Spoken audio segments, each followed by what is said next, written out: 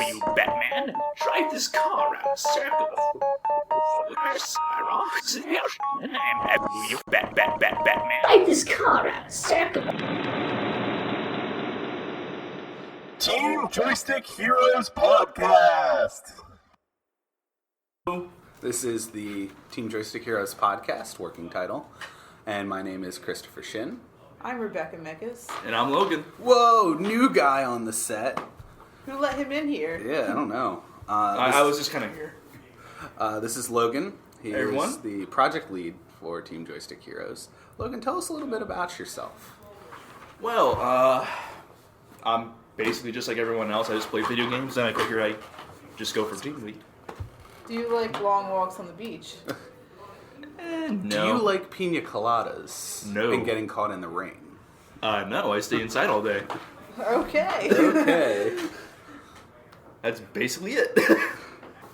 So, Is that all you gotta say about yourself? pretty much, yeah. Alright, good I enough. live in a rock. Like, talk about your duties. What do you do for Team Joystick I have Heroes? duties. Yeah. Real mature. What I do as a project lead is I manage everyone. I make sure all the information's getting across to everyone, and just make sure that everyone has their assignments in on time. It's not as simple as it sounds, as I have to update like our, what would you call Trello and stuff? Like Project management software? like project management software, keep that up to date. Just talk with everyone, and if assignments need to be helped out with, then I just go along and help with it to some extent. Like last semester, I was actually as an Omega and art team person, Yeah. and that's such a completely different jump than last semester to this semester. Since last semester, all I really did was like the type work. I did some artwork for our last game. You did a little bit of music. Oh, you did the sounds. You I did the sound yeah. effects, yeah, and then you guys kicked me off of music. Yeah, because, It was terrible. anyway. Yeah, you released your first mixtape, and we were like, it's not fire enough. Yeah, It was ice cold. Wow. All right. So, we actually talked about this a little bit last week. The idea that, going from, like, me and Rebecca were leads last semester, now coming into this where we're no longer leads, and we're just kind of like, all right, whatever you need us to do, go ahead and give us that job to do, and that's all. And so now it's pretty interesting. That dynamic has slightly changed a little bit, but liking to see that there's someone else in the leadership position, and being able to compare what you did to their doing and see, okay, I should have done this, and also being able to help when it comes to stuff like that. So like if you ever have any questions, it's always good to come to the people that were project leads before, or just go straight to Morrison. Yeah, I kind of figured if I had any questions, I'd ask you guys, since you guys are taking looking at it from a completely different perspective of this. Yeah. So I kind of figured that since you guys were leads last semester, and me and Nick are leads this semester, since you guys had more experience in this, then I figured I'd ask you, if anything's up, if I can improve on anything. How you feeling? You feeling good? You feel confident? It's kind of stressful so far. Yeah, be but honest. Talk to me. But I feel like it's going to get better later on That's as we good. communicate a little bit better. Yeah, communication is always the biggest issue with any group. You could have, stellar artists, stellar programmers, but if you guys don't communicate, it's not going to work. Oh yeah, communication is so important in game design, because if one person doesn't translate everything to another person, you guys are going to have different collisions. It's going to be a mess. Yeah, it is. Yeah, we had a little bit of that last week, where miscommunication. Oh my almost- God. We don't need to go into it, but Maybe we should. No. No. Miscommunication, though, is a very big problem that not a lot of people think about until it comes up, and then you're like, oh wait, That's this true. is a problem. Until it Yeah. actually happens, people are like, wait a minute, what'd you say? But I thought you said this, and etc. One little change the other person does not know can just destroy something. Yeah. It can ruin a project. Let's talk about where Team Joystick Heroes is now. So we just turned in our GDD, or PBD actually. Yeah, we didn't turn our GDD. I was I about wish to we say. remembered. I wish we did.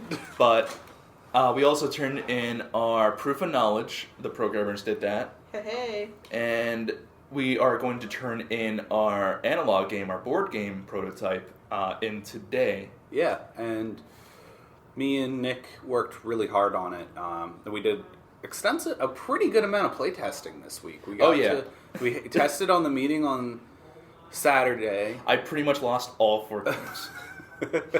And we tested again on Wednesday. We tested it 3 times with me playing against Logan 2-on-2, 1-on-1. Lost all those. Then again, I always think that this, like, you know, the person who creates the game has like a somewhat of an unfair advantage. Like if you talk to like the guy who made, you know, whatever board game, Settlers of Catan, I'm pretty sure he knows. Yeah, they would know. Yeah, they but know I all just the blame it rules. on horrible dice rolls. I can't roll for my life. Good thing you don't play Dungeons and Dragons. You'd be killed off immediately. I die at level 1. I die at the first meeting. I die before I create a character. Yeah, exactly. Yeah, there you go. That's the spirit. But let's talk about where we'll be around this week and in terms of next week and onwards. Like, what milestone are we at this week? This week we're going to turn in our business plan. You know, where we're going to be advertising and what we're going to be funding towards as like merchandise or anything like that. And we're going to try to get our analog game, you know, to our teacher, and you know, get that settled. And later on, about next week, we're going to start working on the GDD, the really big document that we're going to need for our game. And I guess before that week starts, I'm going to start, signing assignments pretty much, just so that we can get a head start on it. Yeah, that's the biggest thing, is making sure everyone knows what they're doing with the GDD. Programmers already got it settled. They Yeah, already, we do. Yeah, you got They the already got it. mechanics and the flowcharts. Yeah. Less Yep. flowcharts than last Oh, semester. thank God. Well, actually, I don't even. That had nothing to do with me. Fan did 80 flow charts. I was like, you go ahead, girl. That was ridiculous. I think most of our GDD was... Yeah, no, Flow most charts. of it was 80 pages. Yeah. And it was just flow charts. Yeah, what do we have? flow Like a charts. 2-page story, all we need, pretty much, because our game is a racing game. Did you read the story? No, It's I actually really haven't. good. Like, I was like, oh, I want to know more. I want to know who wins the race. I try to make it so it's not like just a blatant, like, this is what happened. No, I thought it was just going to be like, Are alright, there, and like- then they go. Are there Oh, mysterious love triangles going on? No, I wish. A lot of drama. Drama. like the Drama. action. the radio station car slighted the other team's Yeah, they car. sabotaged. No, there's not going to be any bias. Let's talk about what everyone's playing. This is going to be a regular segment on here. So what has everyone been playing this week? I've been playing a little bit of Terraria and Dota. That's pretty much it. I haven't been doing that much. A good hour into each before I had to go back to doing homework. Yeah, that usually That sounds good. happens. Yeah. What about you, Chris? This week, on top of still continuing to play Mortal Kombat X and perfecting my characters, I play a mean Quan Chi. Like, I'm just telling you Oh, right damn. now. And I've also been. We also played Dungeons and Dragons recently with my group, and then I'll be playing Dungeons and Dragons again tonight I with still another need to group. find a new group. Because when I went to your session with Anthel and the others, there was only one session, and that was it. Yeah, I felt like I broke a bond between you guys. I was like, it's my first session. I must have did something wrong. Yeah, D&D is one of those games you need to find a consistent group to play with. And once you do and everything clicks, it's just a great game to play with people. It's a good get-together. You get food, you get drinks, you just chill out and play for a few hours. You talk to some NPCs, you fight some goblins or whatever. Ooh, goblins. Yeah, that's what they fought the other night, was they fought goblins, and that was kind of fun. So I guess it's like a low-level campaign so far. Yeah, they started at level 1, they're at level 2 now. Okay. We have a few we have 3 basic classes and then 2 more advanced starting classes going on. So 2 advanced players joined in with 3 beginning level players. So what do you play? Like Pathfinder or? We play Dungeons and Dragons 3.5 Okay. edition, which is real D&D if you talk to anyone who plays. Okay. It's the most in-depth rules system that came out of it, and it's the one I enjoy playing the most because it has so much to work with, and it's written for both the player and the dungeon master, whereas my biggest gripes with 5th edition were that it was written only for the player. Like, the dungeon master had nothing to go off of. And if you talk to anyone, even Nick, who DMs 5th edition, he always talks about how he's not that big of a fan of 5th edition, but it's the easiest to get into for people. We actually have an interesting topic to talk about. Rebecca, did you play anything? Oh yeah, we forgot to get to no, Rebecca. it's cool. You can just skip me, whatever. Okay, fine. Let's just skip her. I've been playing Arkham City, which I've been getting back into, Ooh, I which love is that game. wonderful. And I got Street Fighter. Really? Oh, nice. Yeah. New one? Yeah, it's really Street Fighter 5? Yeah. It just came out, yeah. Oh, yeah, really? Oh, it's wow. Pretty great. But yeah, I need to get it. I'm probably going to get it soon. I suck at it. Like, play online mode, and I just die constantly. But what can you do? But it's fun. It's really fun. It's like totally Street Fighter. Like, the graphics are amazing, and it's a fun game. It My looks brother really play all good. the time. Yeah, it's awesome. Yeah, how many characters are in it this time? I haven't looked at the character lists Okay. or anything. Yeah. I don't really know. I'm trying to think in my head. I think it's like the original roster, and I know Armika's in that one, and she wasn't in 4, so she's the wrestler with the blue outfit and the 2 pigtails. Oh, Yeah. yes. I played her. I play in Street Fighter 4, I play as Juri, who is the Taekwondo girl, and she uses only kicks to attack. Cody, who was from Final Fight. Yeah, he was originally in Final Fight, and then they put him in the Street Fighter. And then I also play as Dudley, who's the black boxer dude. I don't think Oh, Dudley's not in it? I don't Oh think no, so. I don't know how to feel now. I don't really remember. I tried to play all the characters, so it's kind of a blur to me. Yeah, that's usually what I do with a fighting game. I try to get in and play every character, but with a game like Mortal Kombat, I get into it and I'm like, I know this character. Like Scorpion. Scorpion's the easiest character to play as in the game. oh, yeah, he's like a main staple in like Mortal Kombat roster. So Yeah. And, but I usually, like Jason Voorhees, I've gotten to play a lot as, and he's a lot of fun to play as. He's a higher level character to play. But. So how do you feel about those like new like horror movie characters coming into Mortal Kombat now? I think it's great. I think it's what Ed Boon has wanted from the start, but he couldn't get them into the game. Like we saw Freddy Krueger in the last Mortal Kombat game as a DLC character. And I think that's Ed Boon is a big fan of horror, and you can see it especially in Mortal in Kombat. Mortal Kombat, yeah. Like the fatalities and the brutalities and just everything is so ultra violence in it. So it's like at that point where it's ridiculous and hilarious almost to watch. As morbid as that sounds to say, but like one of the brutalities is just hilarious. Playing as like Kung Lao, like you do his throw where he like bends you backwards over his knee, just punches you continually in the face, and then throws you, and it's just outrageous. Like Sounds crazy. Yeah, he punches them so hard their head explodes. Like what kind of game does that? Mortal It's Kombat. Yeah. ridiculously violent, but I don't mean it like too much violence, even though it is a pretty violent game. Oh yeah. It's Don't just let your silly. kids play it. Oh no, Or you please can don't. if you want. You can if I'm you not want. gonna tell you what to do. I don't know. I just feel like the new Mortal Kombat X, how they release the new characters and such, is kind of weird. Because they release it in those packs of like 5 or 6 about. Four characters. Goro was a pre-order bonus, but you could buy him separately if you didn't pre-order it. But yeah, they're doing Combat Pack 2, which is going to be $20, I think. $20 for how many $20 characters? for 4 characters, but you also get a bunch of skins. You're probably going to get skins for the DLC characters that you got in the last pack because they don't have any skins, any alternate costumes or anything like that. And I want to see like different outfits for like Predator. I think that I'm going to get it because I'm a huge Mortal Kombat fan, but I'm excited for the Alien to be in it. I'm probably going to play as him a lot. Oh yeah, the characters did look good, but the price of it's just... It is a little outrageous. Yeah. You could get Mortal Kombat XL, which is coming out soon, and that's all the DLC in one thing. I'll probably do that. Yeah. It's probably the easiest. Yeah. Other than that, I went back into Arkham Knight, and I'm just trying to 100% Arkham Knight at this point. I'm trying to platinum that at this rate, and then platinum Bloodborne and Dark Souls 2. How's Arkham Knight? Arkham Knight's good, way too much tank. Like, the Batmobile is cool, but the way that every main story mission almost incorporates it, you get tired of it a little bit. Really? It's just kind of forced. It is. It's really forced. I think that they had a good idea going with it, but there's just way too much. Like, there's unmanned tank drones all throughout Gotham, and they're just everywhere.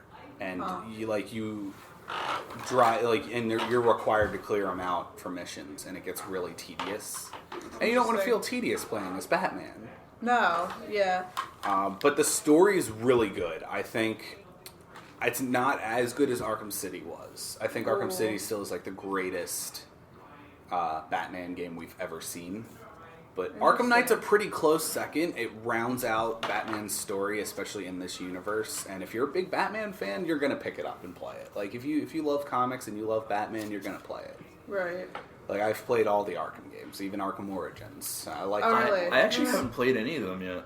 Ooh, play it, yeah. Yeah. Do it right if you now. have a PS3, I'll lend you Arkham Asylum. Asylum was really great. Even It though was. you're kind of just stuck in the one place, Yeah. it's still like There's- the evolution from like Asylum to like City. Yeah, and then Night to is like Night. really It allowed a brilliant. lot more freedom. Yeah. I mean, it was a really big progression, like especially from City to Origin, you get a lot more of Gotham to mess with. Mm-hmm. And then from Origins to Night, Gotham is huge. And Right. there's so much going on. Like, and you can see a progression, like where one of the islands, these new fancy buildings and new highways are getting put up, and it's where Arkham City was. And it's really Right. cool to see them trying to like replace that and get over that dark period in Gotham's history. So it's pretty cool to like look at that stuff and be like, oh, that's that, and that's like, Yeah. and see where things were in previous games. Because I was originally like, where's all the stuff from Arkham City? I'm flying around Gotham, Yeah. and I'm like, oh, it's underneath all this stuff. Oh, that's cool. But yeah, I'm trying to do all the side missions, trying to find all the Riddler stuff. I never did the Riddler stuff. But like right now, like I'm kind of doing it, but I'm like, I just want to get to the main story. Or, Yeah, It's basically like extra challenges, pretty much, right? yeah. You just got to Yeah. complete, get all the Riddler trophies, complete all I've the got a riddle riddles. for you, Batman. Drive this car around a circle. Pretty That was much, terrible. actually. Just kidding. That's alright. That's pretty good. I can't do that. I like to do voices in the car on the way here and back. So Well, there's one of Logan's hobbies. He Yeah. likes to do voices. I'm not crazy. So- Please understand. But this can actually link into our main discussion of today's podcast. DLC. It's something that we all have to it's a mainstay in the game industry now. Any AAA title and even some indie titles are doing DLC now. Oh, there's a lot of DLC. A lot of DLC. Yeah, A and lot. we were talking about Mortal Kombat, and I want to bring it up with Batman. I was trying to segue into that with the DLC from there. But There's a lot of DLC for Batman, and they're all story packs that you get to play as different characters. Yeah. My biggest gripe is that they're like $1 to $5 for them. Mm-hmm. I would have rather have paid $20 to be able to free roam around Gotham City as Red Hood or, Nightwing or Harley Quinn. That would be fun. Run around. as Isn't one Harley of the Quinn. DLCs for Arkham Knight like really crappy? They're what I heard. Yeah, they're not the what website. Arkham City's Catwoman DLC was, where you could run around as Catwoman. Yeah, that's awesome. I'm having a lot of fun with that. Like that's fantastic. Like I was hoping for something like that. Red Hood's one of my favorite comic book characters. Yeah. So, and they did the same thing in our Origins with Deathstroke. You're talking about my favorite comic book character, and I wanted to play as Deathstroke and run around Gotham City and just like cause havoc.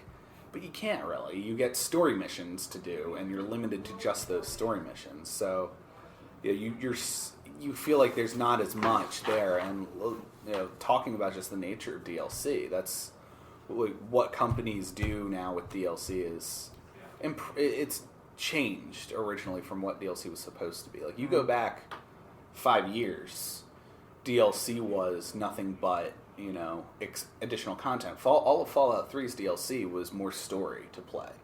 yeah, And now it did add a little bit more content to it too.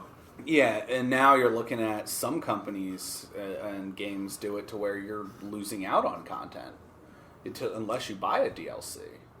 And it's so expensive. It is. It's so expensive. Like I don't unlockables aren't a thing anymore. Like with Street Fighter, like my brother, he got me the game, and then he bought Season Pass, and he's like, I don't understand why these aren't unlockable. Like, why can't you just unlock the characters? I'm like, it's not, it's not a thing. It sucks. It's antiquated at this point.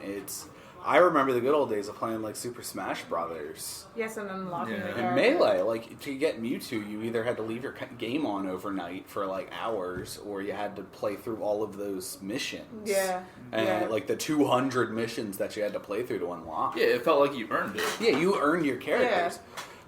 Super Smash 4 did that with some of the unlockable like secret characters. Like you had to, but they made it easier too. Like you just had to keep playing. Well, now Brawls and everything. The most recent Smash is super easy. I already unlocked all the characters. Yeah. because you just gotta keep playing. You just play missions, and then with that they added the DLC characters. But I totally love the DLC characters. Like I love that they had the contest where you had to vote for what DLC. And it was Bayonetta, and they did a fantastic job with Bayonetta. So See that? Whatever happened to Shovel Knight? That was a thing for a while. That was people were voting for him to Yeah. be in the game, and I kind of wish that they did. I really wish they did more than just one. They did like the top 3. That's why I thought maybe they would do like the Yeah. top 3 that were voted the most. But they just stuck with Bayonetta, and now they're done. Which One thing you need to Yeah. understand is that Sakurai, the guy who makes Super Smash Brothers, does not care what you think or what you want. He will put the characters he wants to put in the game. That's how It's he's his always game. done it. Like, which is why he's never going to put Ridley in Smash, because he doesn't want Ridley to be in Smash as a character. Therefore, it will never be and will never happen. what can you do? What can you do? Just keep playing. Yeah, That's what I do. People will buy it regardless, and Yeah. people, it's Super Smash Brothers 4 is the first one since Melee to make it into the tournament circuit again. So, Yeah. but let's DLC again. Let's talk about how some really shady DLC practices. If anyone's familiar, a lot of properties belonging to a certain company tend to have DLC locked onto the disc. Ultimate Marvel vs. Capcom had it. Street Fighter had it. DLC on disc I've never really understood, and companies give like the explanation of, oh, it's faster to load onto the disc. But if But it's is already it? it's already on the disc. Like for Marvel vs. Capcom, old box art Mega Man was in the game, but Xbox players never got old box art Mega Man. Right. Only PlayStation players got it. And it's just on the disc and it's not available to players. So a lot of companies do it, and it's really surprising the sheer number of companies that got away with it for the longest time. Until a while ago, people just said, hey, we're not going to follow that anymore. We don't want that to happen. And it's not as big of a problem anymore as it used to be. It's still an issue, but it's not too big of one. Yeah, it's not. Yeah. Yeah. I just don't like the idea of paying money to unlock things. I think that It's honestly, Hey. it's baloney. PG, I almost, please. Yeah. I feel like DLC is okay as long as it doesn't. No, it's cut content from the game itself. Yeah. But like, have you heard of Fallout 4's planned DLC? No, I haven't No. actually. There's actually 3 planned out already. There is going to be one where you can actually craft some of the robots at your settlements, and they can be your companions. I think that's what it was. There was another one where it was it was like a quest line for Nick Valentine, and it was basically like another detective case. I'm not sure how big of a content that's going to be. It was just throwing it out there. And I think the other one, it was pretty screwed up. You can actually capture some of the wildlife now, or some of the human enemies, and keep them around your settlement, and may possibly fight them in like gladiatorial battles. What? That's outrageous. That's it. Doesn't. It's kind of screwed up. That's But- kind of like slightly awesome, slightly like what? Why? Why did you think of this? I don't know, but it does have its ups and downs for being DLC.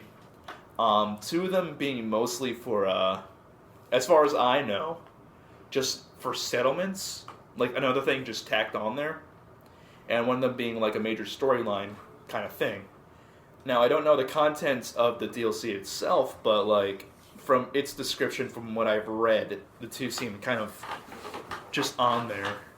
Yeah, I liked Fallout 3's DLC, and I'll say it again because it was just these extra stories that opened up new areas, and that's like a thing of DLC that's not as much of a thing anymore.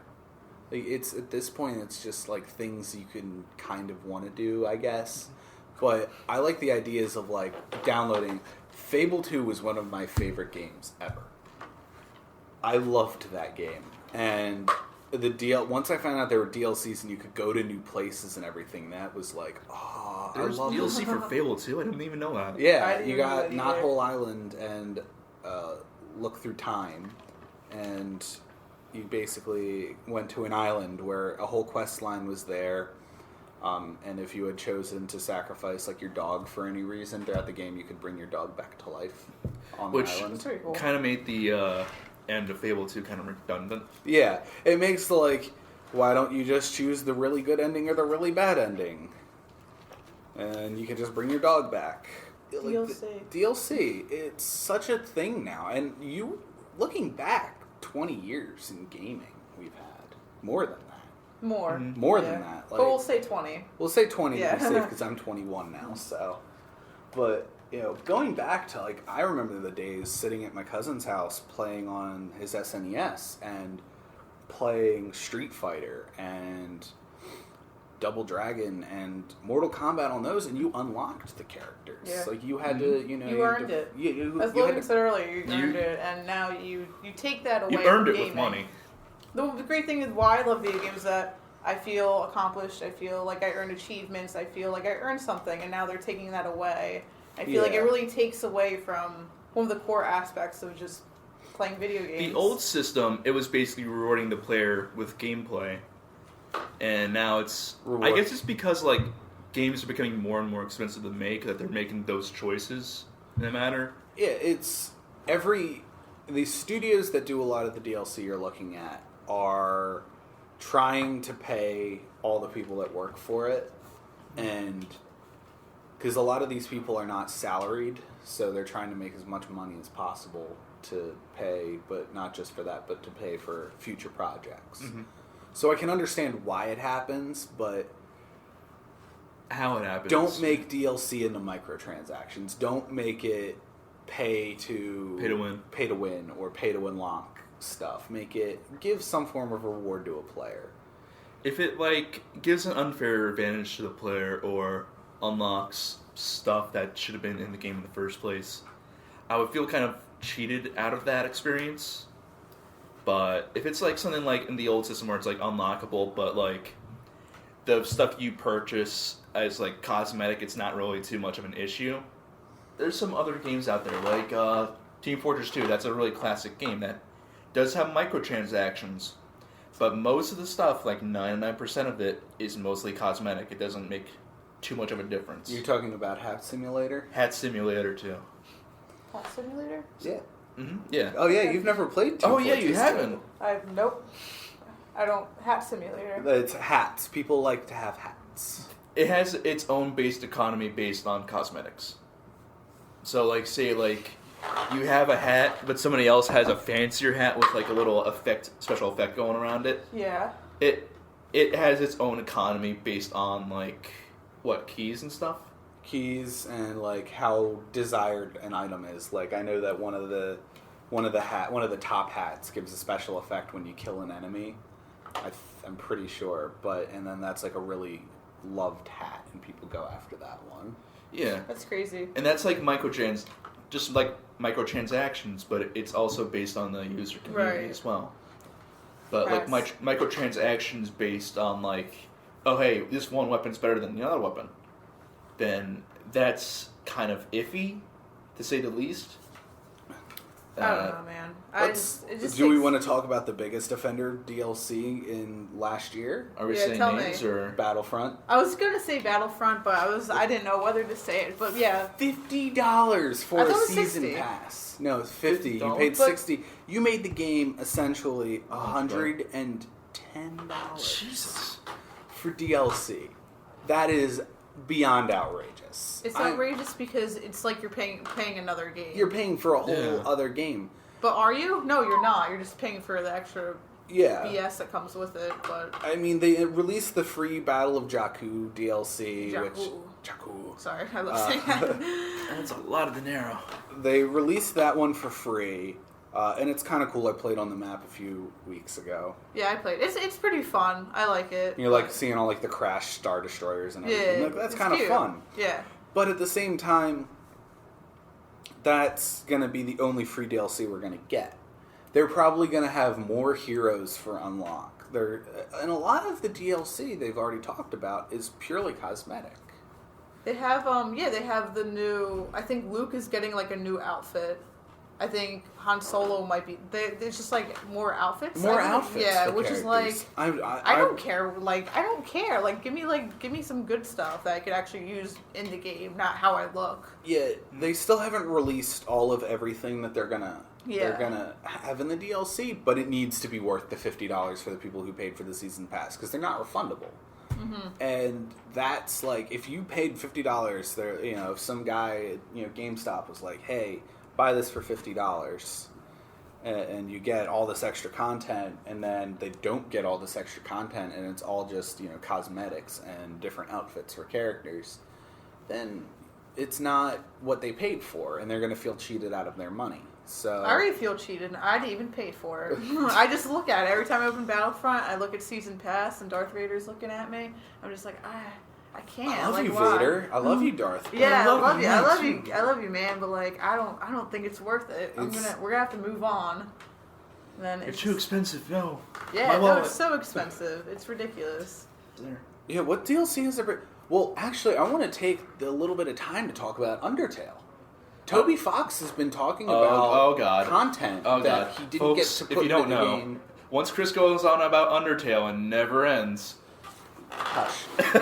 But Toby Fox, the creator of Undertale, has said that he wasn't able to put in all the content he wanted in the time to release Undertale. So, but he hasn't explicitly said anything. But most people who've played the game think that maybe it's either going to be in a sequel, which he said he really doesn't know how to feel about doing a sequel to Undertale. It's gonna be Overtale. Get it? Haha. Okay, move on. Or added content in a later patch. But that's another thing is, like, what changed from, like, he could have just as easily said, well, it's just going to be paid DLC, versus it's going to be a free patch for everyone who's going to play the game, who already owns the game. So it's much better for the people, but, is he losing out on money because of it, or does he not really care and he just wants to be able to put the content out there for more people to enjoy? I feel like if he still works on the game, it might be more money put into it. But, some games do have, like, the patch on DLC where it's just kind of free. Like the Battlefront, that free map. Yeah, the free Battle of Jakku map. And Jakku. everything. Jakku. Every time you say Jakku, you gotta do the Jakku. Jakku. Oh, that was good. Jakku. Are you gonna do that in your car now when you're driving? I probably am now. I'm gonna try the French accent now. Alright. Thanks to this. Yeah, let me know how that goes. Jakku. That was great. I do the robot Did you hear the voice sarcasm? when I drive. The robot voice? The robot voice. I hate your robot voice. It freaks me out My so girlfriend much. hates it too. It reminds me of just like a pure toaster. Like toasters A are like... toaster? Yeah, Toast- like... You know what movie my girlfriend really hates? The Brave Little Toaster. I love that movie. Oh my Why did you like it? She's just like, it's weird. It's Like it totally is, but like it's so cute. Like they all get together. All the appliances get together to look for their master, and they're appliances.